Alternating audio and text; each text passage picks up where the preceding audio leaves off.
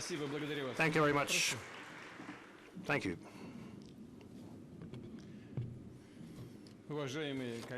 Dear colleagues, friends, ladies and gentlemen, I welcome participants and guests of the 6th International Forum, Arctic Territory of Dialogue. For the first time, it is hosted by Murmansk, the capital of the Russian Arctic, a hero city that today is on a fast development track. Just like our northern cities and constituents of the Russian Federation, it launches projects that are momentous for the entire country. Russia is the largest Arctic country. We have always been for equal cooperation in the region, including scientific research, biodiversity conservation, climate, emergency response, and obviously economic and industrial development of the Arctic. We are ready for a joint work not just with the Arctic states, but with anybody who, just like ourselves, share responsibility for a stable and sustainable future of our planet, who is able to take balanced decisions that look ahead for decades. Regretfully now, the international cooperation in northern latitudes experiences not the best of times. In the previous years, many Western countries started to head for a confrontation. They severed economic links with Russia. They seized scientific, educational, and cultural contacts. The dialogue on maintaining ecosystems of the Arctic shut down. In other words, politicians, party officials, including the members of the Green parties in some countries, tell their citizens, their voters, on the importance of maintaining the climate agenda and nature conservation. But in reality, they act differently. Let me remind you that for cooperation in the environmental field to prevent emergencies, of the polar circle and joint response, the Arctic Council was set up. But this mechanism has also got degraded today, and mind you, Russia never refused to interact in this format. That was the choice of our Western partners, Western states. As they say in such cases, if you don't want to, so be it. We'll work with those who want to. However, it's obvious that the role and significance of the Arctic, both for Russia and for the entire world, are growing. But the same is true for geopolitical competition, unfortunately, the struggle for positions in this region. Suffice it to say, well, and everybody knows about it very well, suffice it to say that the United States plans to support the accession of Greenland. It's only at first glance, it might be a surprise for anybody, and it would be a grave mistake to believe that these are just some eccentric talk of new American administration. Nothing of the kind. In fact, such plans were obvious back in 1860s. Back then, the U.S. administration considered the possibility of annexation of Greenland and Iceland, but this idea was not supported by Congress at that time. Let me remind you that by 1869, the American papers laughed at the purchase of Alaska. The deal was called a folly. Alaska was called an icebox. And polar bears garden of Andrew Johnson, the U.S. president at the time. So the suggestion to incorporate Greenland failed at the time, but now the purchase of Alaska obviously is looked at the U.S. quite differently, just like the deeds of Andrew Johnson. So it is nothing surprising about what's happening now. especially since the story only started back then, but it continued later on. In 1910, a tripartite swap transaction was put together, bringing together the United States, Germany, and Denmark. The Greenland would go to the United States, but the transaction failed at the time. During the Second World War, the United States deployed military bases in Greenland to protect its from Nazis, prevent its capture by Nazis. But after the end of the war, the U.S. suggested to buy the island from Denmark, and just recently, judging by international history. So we're talking major plans, serious plans of the U.S. with respect to Greenland. And as I just mentioned, those plans have deep historic roots, and it is obvious that the United States will continue to promote the geopolitical, military, and economic interests in the Arctic. As to Greenland, I think this is an issue that concerns two states and has nothing to do with us. However, we are concerned with the fact that the NATO countries increasingly identify the far north as a foothold for possible conflicts. They do military exercises in these conditions, primarily using the forces of their new recruits, Finland and Sweden, and up to recently we've had no issues with them. So somehow they create these with their own hands. Why? No idea. Nonetheless, we'll be guided by the actual situation. We'll respond to this. Let me stress, Russia has never threatened anybody in the Arctic, but we are watching very closely the recent developments. We develop our response capabilities by enhancing our combat capabilities and upgrading military infrastructure. We will not allow any encroachment of the sovereignty of our country. We will safely protect our national interests. By maintaining peace and stability in the polar region, we will ensure long-term socio-economic development of the region and improvement of the standards of living of people living here and preservation of the unique environment.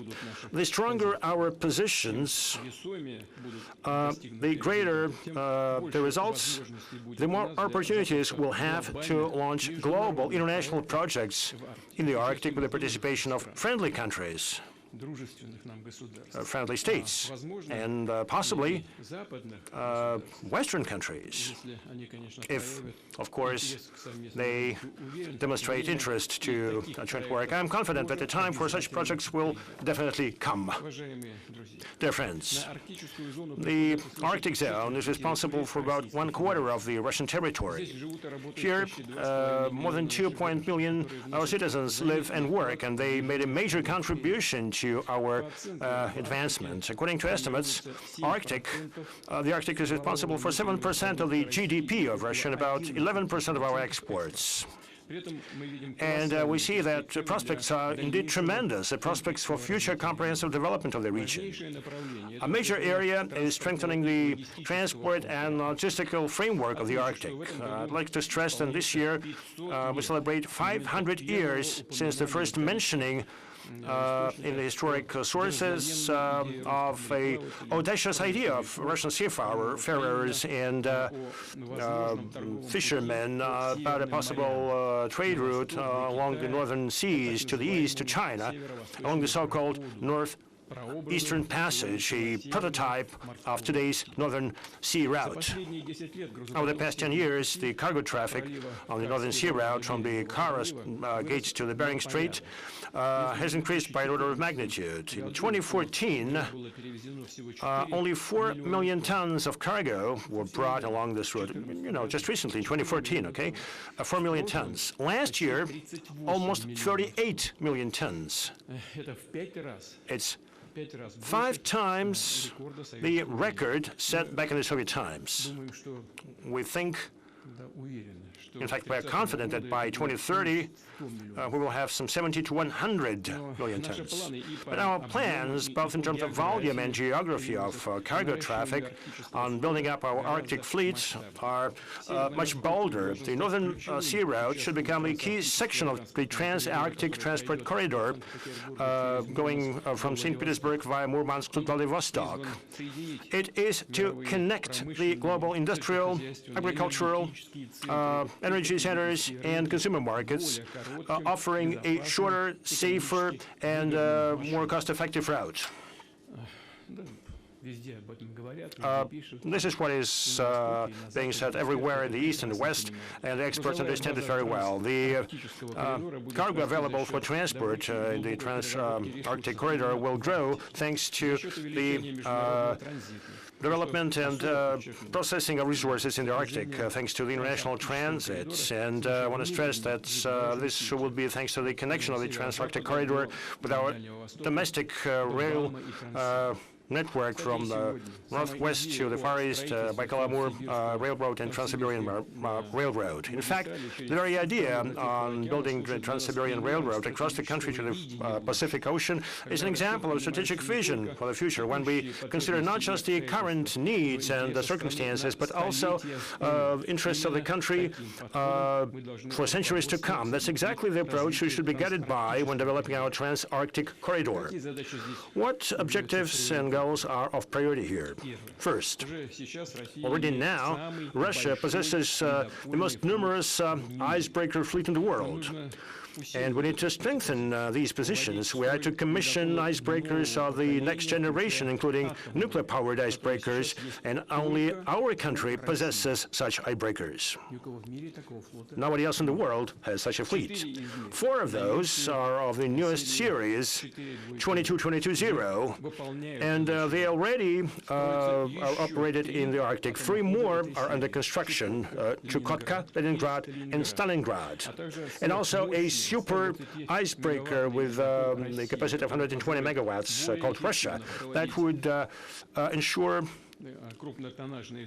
more effective escort of large capacity vessels in high latitudes across the year, all around the year. Now, let me stress that the cost of icebreaker escort and overall cost of cargo transport on Trans-Arctic Corridor should be competitive and acceptable for the market. This is a key condition to ensure the use of the route and its attractiveness for business.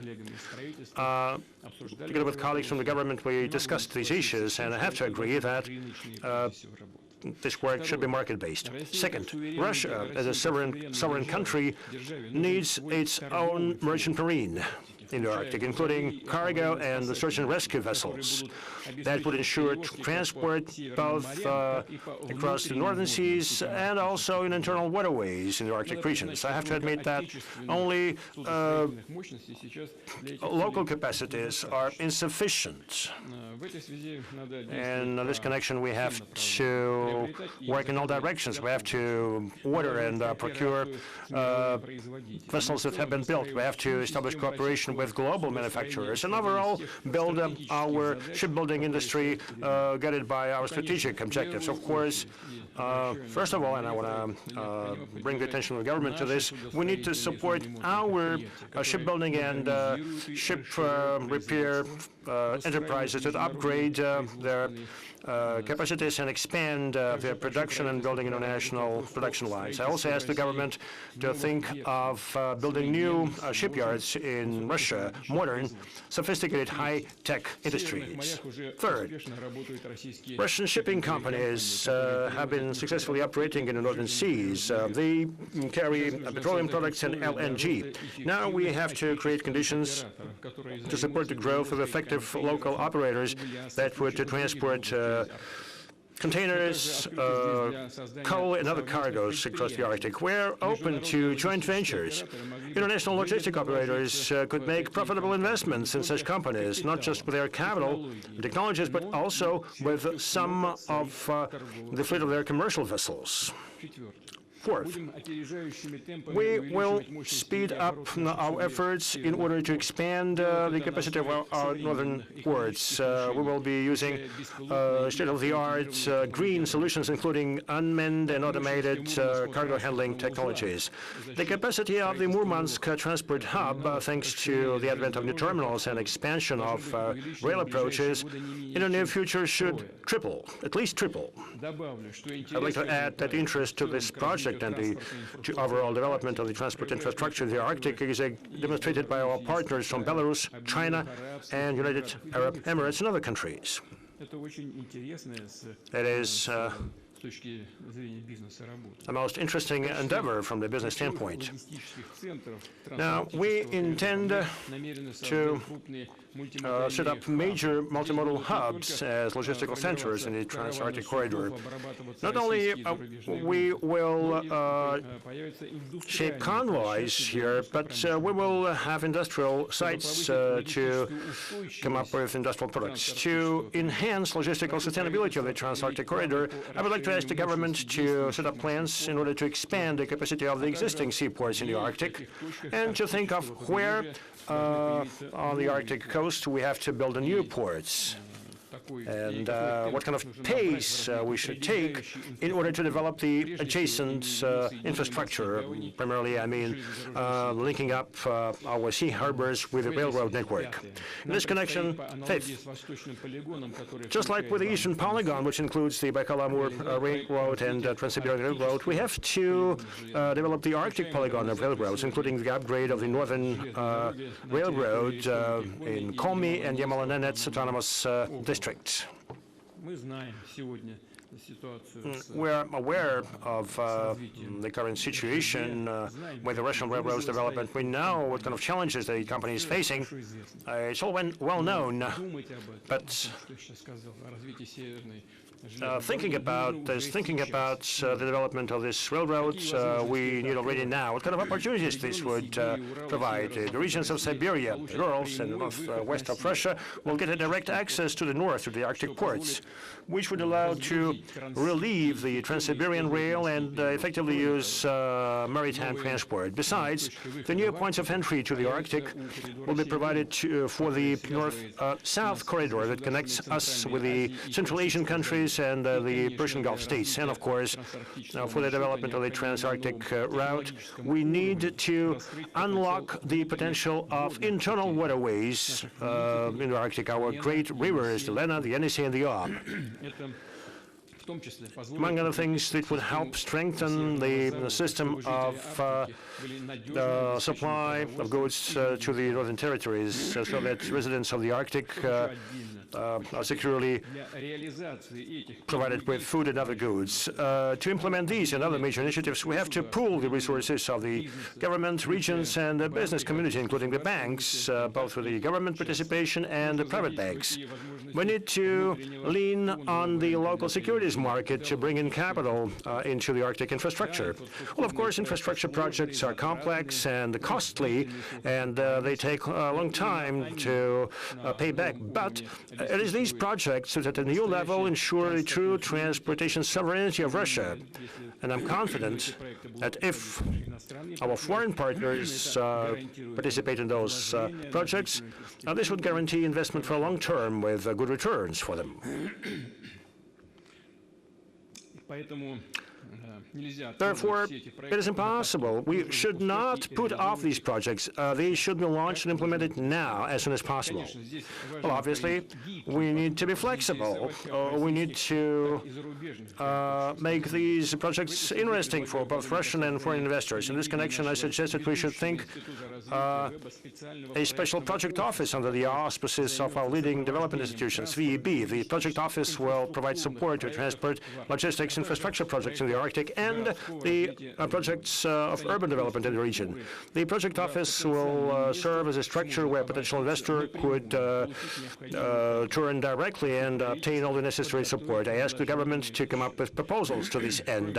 Besides, I task the governments with the participation of Rosatom, VEB, and relevant commission of the State Council by August 1st this year to approve the financial, economic, and institutional model for the Trans-Arctic Transport Corridor development. Dear colleagues, today in the Russian Arctic we develop deposits of oil, natural gas, metals, other mineral resources. We will continue large-scale geological exploration here, primarily within the framework of the federal project called Geology Revival of a Legend. However, the task is to use this rich resource base in order to open in-depth processing facilities here. While preserving the unique Arctic nature, we need to come up with high value-added products in petrochemicals and gas-to-chemicals industry, in rare earth metals, and so on. One example would be a center for large-capacity marine installations facility in Belokamenka, where they localize the LNG technologies, and we use our own best practices. I would like to bring the attention of the colleagues from the government and regions. You need not only to suggest, but also to effectively fine-tune the instruments used to support investment and business activity in the Arctic. This includes tax benefits, administrative preferences, infrastructure, preparation of land, and so on. Among other things, I remind the colleagues on the need to strictly meet the plans on gas infrastructure development in the Murmansk Oblast. It should be completed before the year 2030, so this task is still on. And of course, we need to develop a very promising area such as tourism. The North, the Arctic, are a unique concentration of natural, historic, spiritual monuments. It possesses a very rich cultural mix. Annually, more than 1 million tourists visit the Arctic to get exposed to its landscapes, to see northern lights, to do some Arctic fishing and ride dog sleighs, and to travel to the polar archipelagos. The number of tourists is on the rise. Respectively, new projects spring up in this area, such as the Arctic Tourism Center, focusing on mountain skiing in Yamala-Nenes Autonomous District, or hot water resort and year-round hotel complex in Karelia. I'd like to ask the federal governments and the regions to support such initiatives that open up new facets of the Arctic, and they help boost interest to this region. I also suggest that we think of including it in a federal project called 5 Seas and the Baikal Lake, the development of the touristic infrastructure at the White Sea. To open up the Arctic for the mass-scale tourism, accessibility becomes crucial, all the way from repairing and building roads to developing air transport. Let me remind you that we extended the subsidized air travel program for the Arctic cities. Last year, about 800,000 passengers availed of this opportunity. This year, the subsidized tickets are available for more than 70 routes. However, airports of the far north, especially small airports, are in need of revamping. In the coming years, within the framework of a relevant national project, we will upgrade 16 airports in the Arctic zone, including in Salikard, Arkhangelsk, Naryan-Mar, and Vorkuta. Overall, our objective is to maintain a well-developed system of airports in the Arctic, all the way from large and medium-sized airfields to small landing spots. This is also necessary to ensure the year-round accessibility of settlements and the operation of aeromedical evac units.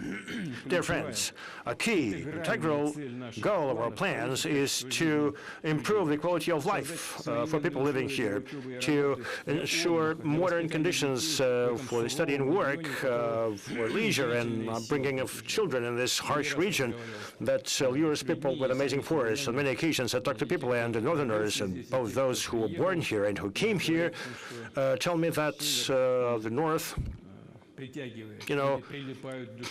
lures people, and people have their hearts chained to this land.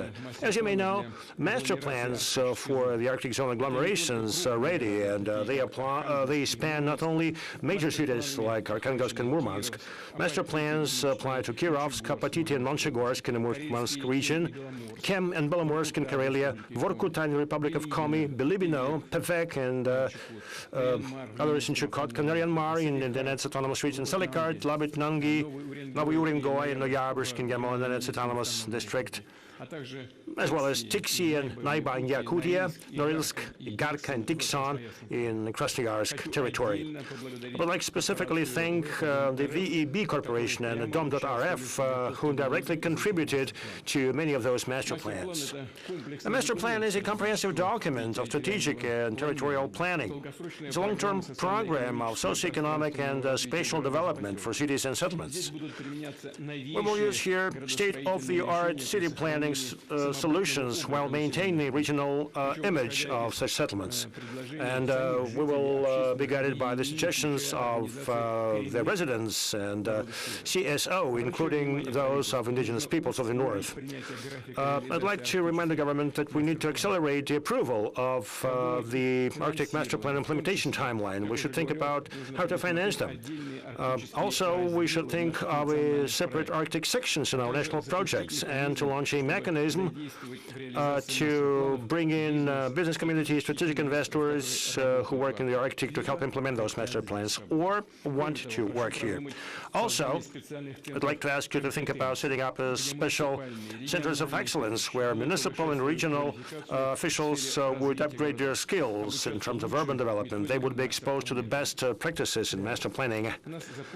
Now, we've launched the national competition on creating comfortable urban environment. The winners are eligible for budget support. Now, I suggest that we should provide additional allocation under this competition from the federal budget. We've just discussed this with the colleagues from the government and the Ministry of Finance. I will not give you the ultimate figures, but this allocation should be set up and such support should be provided, so that the colleagues addressing these objectives would have more opportunities to beautify their embankments, develop their walking areas, build playgrounds, parks, and so on. And separately, I'd like to ask the government to extend the program for the military stations innovations, restricted access administrative units where our military and their families live. Such a renovation program should be active at least up until 2030, with the annual financing from the federal budget of at least 10 billion rubles. I would like to stress that this is also linked to the strengthening of our military component in this region. The strength of the military will be increasing here. One of the objectives of the master plans and renovation program is to identify where new industries and jobs would appear, including those related to the Trans-Arctic corridor, where schools and kindergartens, polyclinics, hospitals, roads, and communication networks would be built and housing would be erected. The Ministry of Defense, together with the Ministry of Construction and regional authorities, should address all these issues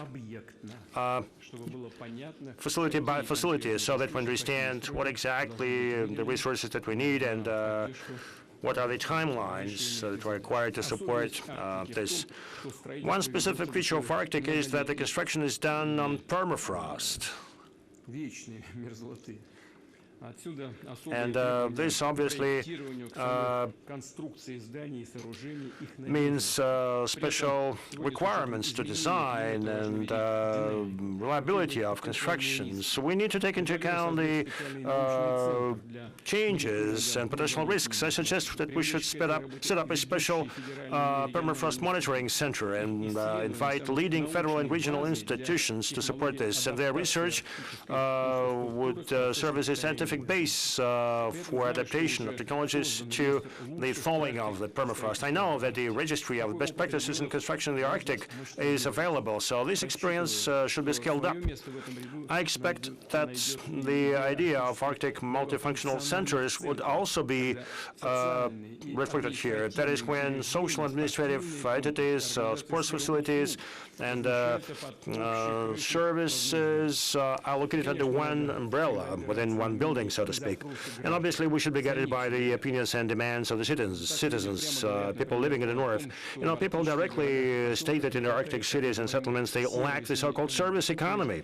In other words, facilities for leisure, for family entertainment, culture and education events, and this segment must be developed. We should encourage the entrepreneurial initiative here. We have a special program to support SMEs in the far north regions. It's important to boost its effectiveness. And I would like to ask the government to adjust the parameters of the program and also to expand the list of industries that the initiative cover. We should provide additional opportunities for small companies to bring in soft loans.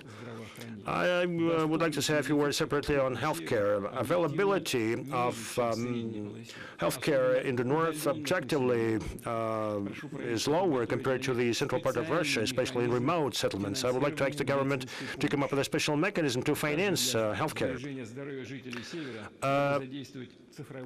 In order to preserve health of residents of the north, we have to employ digital technologies. We are to equip mobile culture units with AI-enabled instruments that would help remotely test human health and diagnose conditions and come up with treatment recommendations. Another sensitive issue for the Arctic and its residents is environmental well-being. Let me remind you that our first forum, what was initiated by the Russian Geographic Society, announced the so-called big cleanup of the Arctic. The idea was to clean up the Arctic from scrap metal, fuel and lubricants, residues and waste. The project, launched by the Russian Geographic Society with the participation of the Ministry of Environment, brought together thousands of volunteers and CSOs, and we will continue this effort. We will ensure a comprehensive preservation of the Arctic zone of Russia, including addressing of such a major issue as cleaning up of the sea districts from sunk boats and ships. Of course, money is needed for that, and I ask the government to think about it, including the issues of financing by year. We will remove technology waste and do remediation for such territories with a focus on improving the situation in cities and settlements. We will do the so-called revitalization of abandoned territories, facilities and lands. We will be thinking about their reuse for the benefit of residents of the Arctic cities. In fact, we pay our dues to the Arctic, but we may not pile up new debts with respect to its unique nature. Taking into account the plans for economic development of the region, it's important to strike a balance between using natural riches and environmental preservation. In order to test new environmentally efficient technologies in the polar Ural and the Molinenets Autonomous District, we plan to set up a scientific and educational station, Snezhinka, Snowflake, by the end of 2028. Here, an international team of researchers and academics would test green technologies for the Arctic in the field. They would think about their application for livelihoods, telecoms, medicine, and industry of new materials. Dear colleagues, the Arctic is a territory of tremendous opportunities for specialists in any profession, for entrepreneurs, for the youth, for families who have lived here for generations or who moved here recently and plan to settle here to buy or build their own home. We have extended the Arctic mortgages program by 2030. The mortgages are provided at 2% per annum. We came up with softer conditions for borrowers, say teachers and healthcare professionals, are relieved from the length of service requirements. Now, the participants of the special military operation and employees of the military-industrial complex are also eligible for this program.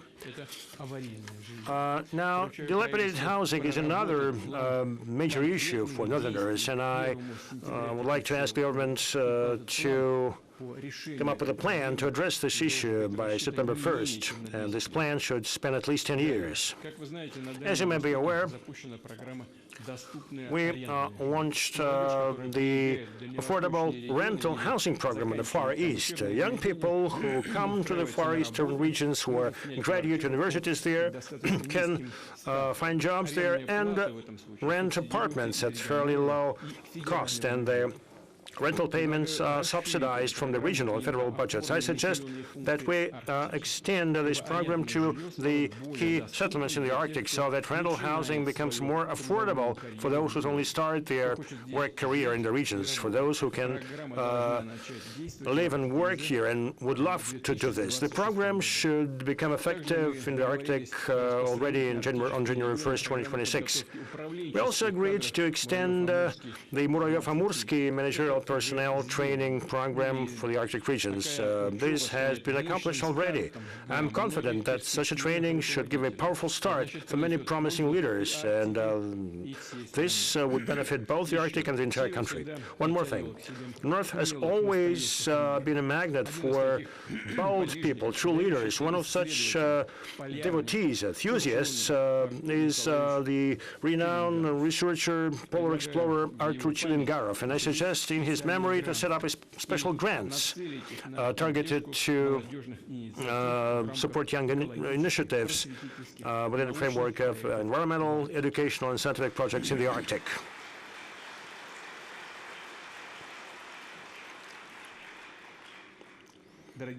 Dear friends, development of the Russian North, overcoming the challenges posed by the harsh nature and reaching new promising frontiers, well, this is something that inspired many generations of our ancestors.